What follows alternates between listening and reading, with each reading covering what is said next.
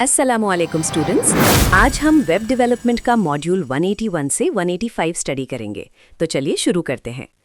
Responsive web designs की testing बहुत crucial है क्योंकि मोबाइल डिवाइसेस का यूज़र एक्सपीरियंस डेस्कटॉप से डिफरेंट होता है। इस चेकलिस्ट में हम टेस्टिंग के पॉइंट्स देखते हैं। पहला पॉइंट है ब्राउज़र रीसाइजिंग, जिसे हम सिर्फ विजुअल रीसाइजिंग टेस्ट कर सकते हैं, लेकिन मोबाइल इंटरैक्शंस के लिए ये काफ़ी नहीं है। दूसरा पॉइंट है ऑनलाइन टेस्टिंग सर्विसेज का यूज़, जैसे रिस्पॉन्सिव डिज़ाइन चेकर या स्वाइप और पिंच टू जूम को टेस्ट करना। तीसरा और सबसे इफेक्टिव पॉइंट है क्रोम डेव टूल्स का डिवाइस मोड यूज़ करना।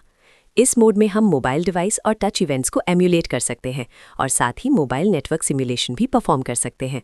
इस डेफिनेशन कार्ड पर फोकस करें, जहां हम W3C यानी वर्ल्ड वाइड वेब कंसोर्शियम को डिफाइन कर रहे हैं।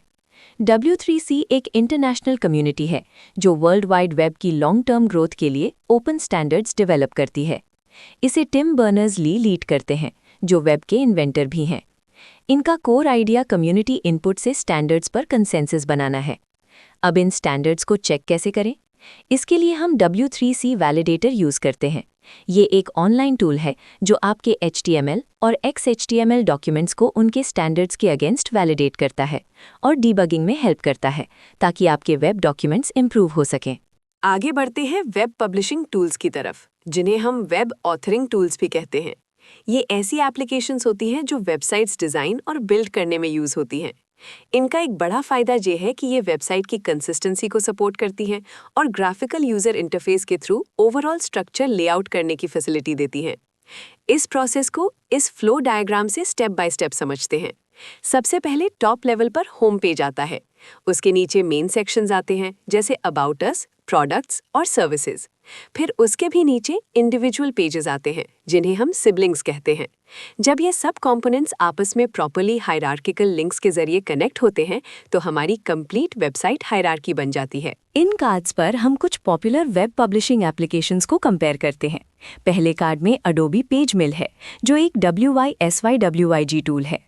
ये आपको अपना HTML कोड व्यू करने देता है जब आप अपना वेब पेज कंस्ट्रक्ट कर रहे होते हैं। दूसरे कार्ड में नेट ऑब्जेक्ट्स फ्यूजन है।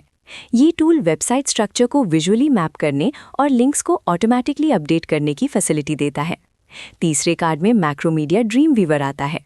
ये टूल CSS स्टैंडर्ड्स को सपोर्ट करता है और XML वेब सर्विसेज के साथ डायरेक्टली इंटीग्रेट हो जाता है। साथ ही ये drag and drop feature provide करता है, जिसे आप डेटाबेस फीड्स पेज पर इजीली ला सकते हैं। अब इन पॉइंट्स को देखते हैं जो एक वेब पेज की क्वालिटी बेहतर बनाने के लिए बहुत ज़रूरी हैं। पहला पॉइंट फॉन्ट्स का है, जहां हमें कस्टम फॉन्ट्स के बजाय वेब सेफ फॉन्ट्स और सेरिफ से ज़्यादा सैंस सेरिफ फॉन्ट्स प्रेफर करने चाहिए। दूसरा पॉइंट कलर्स का है। कॉर्पोरेट वेबसाइट्स के लिए वाइट बैकग्राउंड और डार्क कलर टेक्स्ट ज़्यादा रीडेबल लगता है। तीसरा पॉइंट ब्राउज़र कंपैटिबिलिटी है। हमें अपनी वेबसाइट अलग अलग ब्राउज़र्स पर चेक करनी चाहिए, स्पेशली इंटरनेट एक्सप्लोरर पर, क्योंकि वो स्टैंडर्ड्स को डिफरेंटली प्रेजेंट कर सकता है। चौथा पॉइंट स्पीड है, जहां हमें अपना लोड टाइम 5 सेकंड से कम रखना चाहिए। इसके लिए CDN यूज़ करें और इमेजेस ऑप्टिमाइज करें। आखिरी पॉइंट SEO फ्रेंडली होना है, जिसमें साइट मैप और robot.txt फाइल ज़रूरी है, ताकि रोबोट्स आसानी से कंटेंट एक्सेस कर सकें। आखिर में हम वेब यूजिबिलिटी को इस चेकलिस्ट के जरिए समझते हैं। वेब यूजिबिलिटी का मतलब है वेबसाइट को यूज़ करने की ईज़। पहला पॉइंट है अवेलेबिलिटी, जिसमें इंश्योर करना होता है कि आपका सर्वर अपटाइम अच्छा हो। दूसरा पॉइंट है ब्रोकन लिंक्स को अवॉइड करना। इसके लिए हम डेड लिंक चेकर जैसे ऑनलाइन टूल्स यूज़ कर सकते हैं। तीसरा पॉइंट क्लैरिटी ऑफ कंटेंट है, यानी टेक्स्ट क्लियर हो और प्रॉपर हेडिंग टैग्स यूज़ किए गए हों। चौथा पॉइंट कंसिस्टेंसी है, जिसमें आपको अलग अलग पेजेस पर स्टाइल या प्लेसमेंट अचानक चेंज नहीं करनी चाहिए। इन नॉर्म्स और स्टैंडर्ड टॉप मेन्यूज़ को फॉलो करके हम अपने यूजर्स का एक्सपीरियंस काफ़ी इंप्रूव कर सकते हैं। आज के लिए इतना ही, मिलते हैं अगली क्लास में।